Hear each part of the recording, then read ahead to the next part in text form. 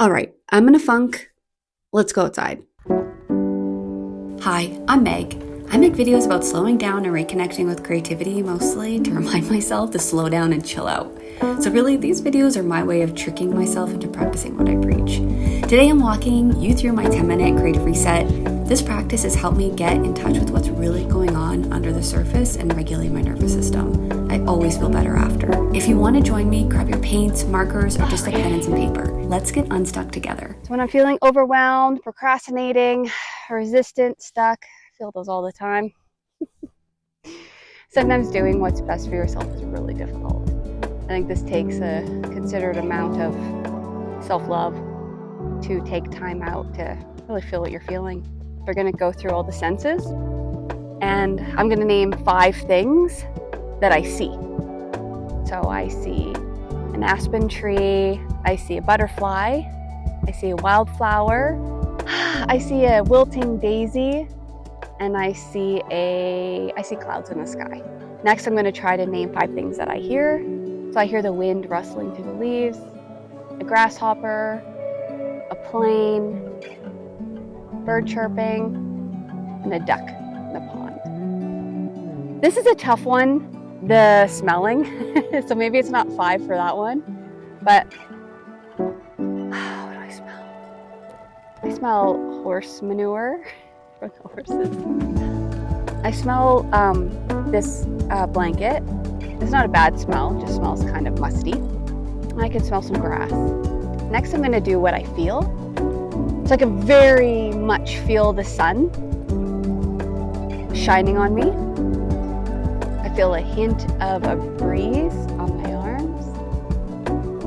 Probably stop there. It would be kind of creepy if I felt some other stuff, I think. Tasting's a bit weird, but what I could do is my bubbly, my aha.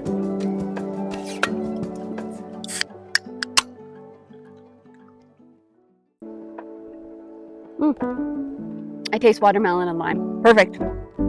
So basically the goal is to just kind of slow everything down and get yourself into the present moment by noticing what you see, noticing what you hear, noticing what you feel, and just kind of going through those sensations in the body. So I find that a really effective practice. So it's grounded me a lot. Now I'm really noticing the grasshoppers and the dragonflies, and I'm really much more present in this moment. But now we are going to unload everything. So I brought my iPad, probably won't use it.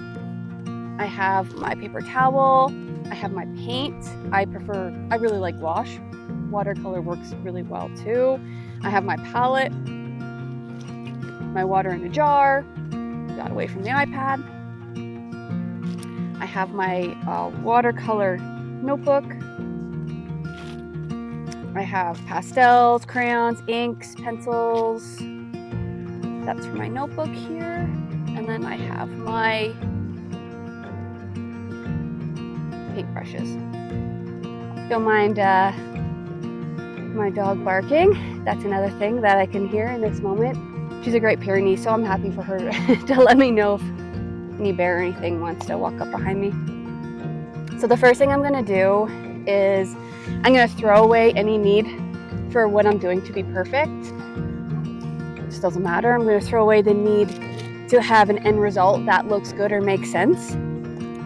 Sometimes it's really difficult to use notebooks because you don't want to use up a page and you want it all to look perfect. So if you have that struggle, and I do, I just grab this because it's easier, but just use a piece of paper and you can always throw it away after. Or if you have a journal, sometimes just choosing a random page and not doing it in order helps.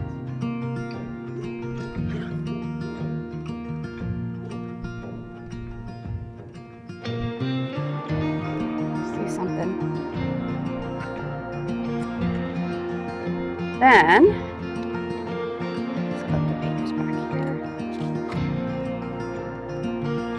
And there are no rules to this. This is just basically seeing what comes out, seeing what needs to come out. And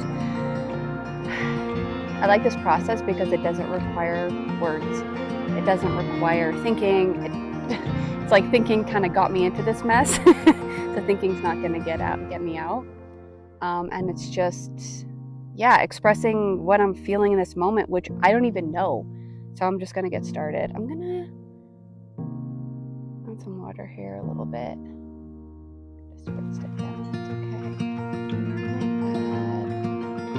I'm really feeling blue.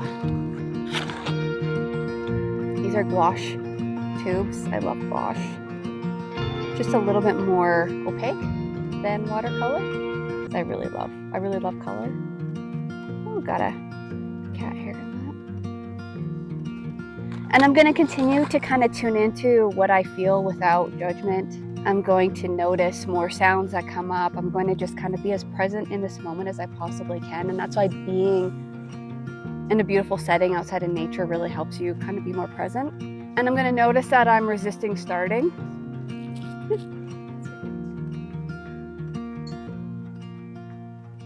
I'm noticing that I'm a little bit nervous to put the paintbrush on the paper. Just is. Don't know why. Fine. I'm gonna add actually black here a little bit. And I'm gonna notice that I'm enjoying setting things up, but not really wanting to start the practice. And honestly, setup's a big part of the practice, so honestly, this is half the battle. It's getting your butt out, grabbing all your supplies, and doing this. I'm gonna put this in the shade. I don't want to get too warm. Okay. Nice little shortness of breath. Interesting.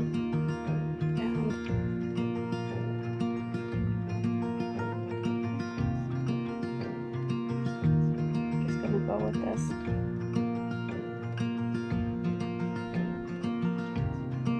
Oh, got a dragonfly and a wasp. Just like making intuitive marks, doesn't really matter how they look. If I want to rip out this page and throw it away, I can. No pressure. I don't have to show it to anybody. All I need to do is just let go in the flow. If you're having trouble, use your non-dominant hand. That really kind of adds a different element to things. Having trouble with things trying to be perfect, so use a hand that you don't normally use. You can use your fingers too to smush and smear, however you want to express yourself. I do love acrylic paints for really getting in there and expressing and moving and making a mess, but we don't always have the time or the space to do that.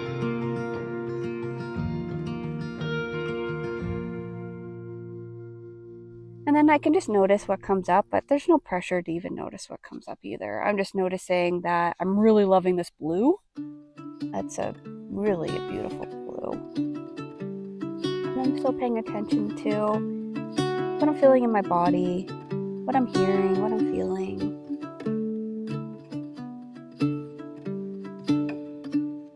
I'm just letting go. We spend so much of our day like in stress and tense and tight. You know, we have life. We have jobs and families and obligations and chores, and it's a lot. And so if we can give back to ourselves this time just to process what's happening with us and in us, you really notice that you'll feel more stressed, happier, and you'll start to look forward to doing, you know, rituals like this where you can just kind of take time for yourself. And there's no objective, there's no requirements. You can do this with crayons, you can do this with pencil, you can do this with anything that you want, any kind of medium on any paper. Mr. Wasp, can you not? Are you a wasp? I don't even know what you are. And you just kind of get lost in the process. It might take a while. Another really great thing to do as well is to listen to some music. Even make a specific playlist for this time. I think you can be really proud of yourself for doing this. This is like, you know, say about self-care. It's very trendy right now, but there is something about like giving yourself some time just to be. I find myself judging what I'm creating, sometimes I'll make myself, not make myself, but sometimes I'll just purposefully try something different or make a move that kind of scares me, and not purposefully kind of mess things up, but just like loosen it up so that I'm not too stressed about the outcome of what this looks like, because that is not the point. There might be other times where it's really important to you to paint something or create something that's good, that you like, that's aesthetically pleasing, but this practice is not about that. This is just about the process of it, the journey of it, and noticing how you feel before, during, and after as well. I wonder if you can hear that fly buzzing or whatever it is. Well,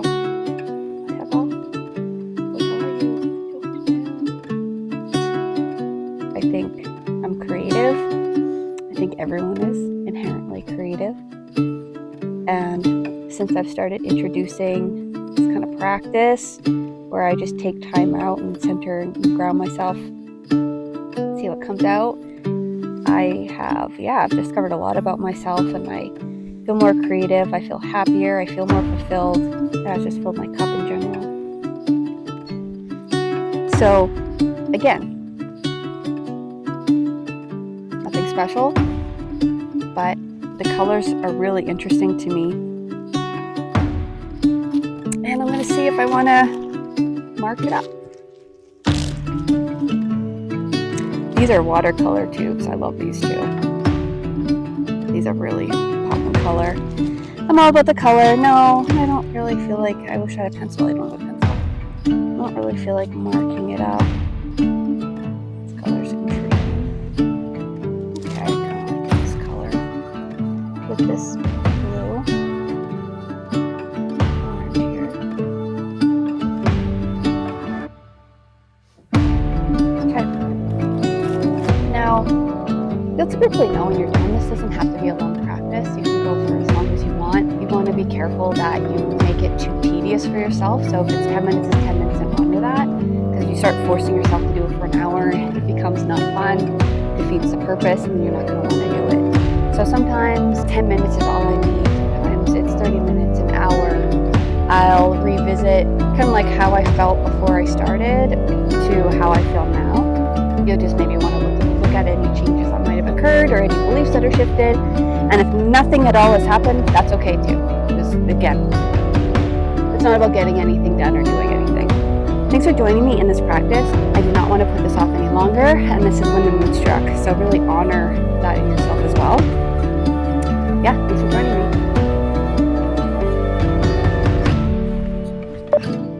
Ow! Got prick on my butt. Excuse me. It's a little pricklies. And what I like to do, let's make sure my mic's on. Shout out of the way. Ow! Prickly! Prickly coming through. Get out of here. Wait, okay. Here, maybe this one.